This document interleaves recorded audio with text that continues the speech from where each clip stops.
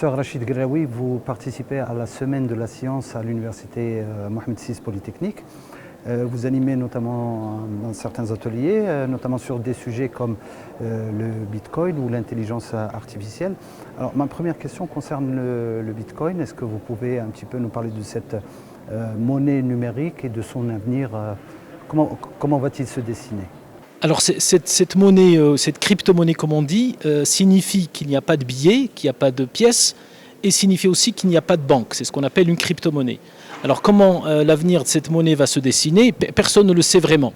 Par contre, est-ce qu'elle va disparaître ou pas? Par contre, ce qui ne va pas disparaître, c'est la technologie sous-jacente au Bitcoin, qui est une nouvelle manière de faire des transactions commerciales qui, elle, j'en suis convaincu, va rester avec nous pendant longtemps. D'accord. Le Maroc a décidé d'interdire l'utilisation du Bitcoin. Est-ce que vous pensez qu'il va devoir lever cette interdiction ou plutôt opter pour une monnaie numérique marocaine?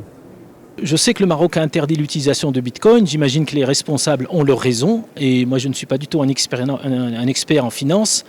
Tout ce que je sais, c'est qu'il est très important de comprendre la technologie sous-jacente pour que le jour où on décide d'ouvrir le Bitcoin ou ouvrir au Bitcoin ou à une autre crypto-monnaie, on puisse être en mesure d'assurer une certaine souveraineté numérique sur cette monnaie.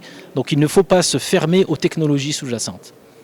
En parlant justement de fermeture, est-ce que vous pensez que le Maroc est bien positionné sur l'échiquier international côté technologique? Alors l'existence de cette université UM6P, des formations qu'on y trouve, d'autres universités au Maroc, il y a un certain dynamisme qu'on a vu pendant le Covid, la crise Covid autour de numérique, me fait penser que oui, il y a quand même un dynamisme dans ce domaine et je suis assez optimiste sur le rôle du Maroc dans ce domaine du numérique. Quelles sont selon vous les conditions d'une bonne digitalisation, si on peut dire? Dans le nouveau modèle de développement, on a souligné 3 conditions nécessaires. La première, c'est assurer une couverture Internet à tous les Marocains, couverture costaud. La deuxième, c'est assurer des services de digitalisation, par exemple de l'administration. Et la troisième condition, c'est former les gens à l'utilisation et à l'expertise dans le numérique.